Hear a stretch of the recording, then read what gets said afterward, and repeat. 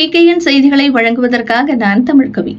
சென்னை திருவொற்றியூர் கார்கில் வெற்றி நகரில் உள்ள புதியதாக துவக்கப்பட்ட பொதுநல சங்கம் சார்பாக ஆயுத பூஜை கொண்டாடப்பட்டது. இதில் சிறப்பு அழைப்பாளர்களாக பூஜையில் கலந்து கொண்டவர்கள் 7வது வட்டக்கழக செயலாளர் தா கார்த்திகேயன், ஜே புண்ணியமூர்த்தி, வட்ட அவை தலைவர் சி ரமேஷ், வட்ட துணை செயலாளர் வி தீபா,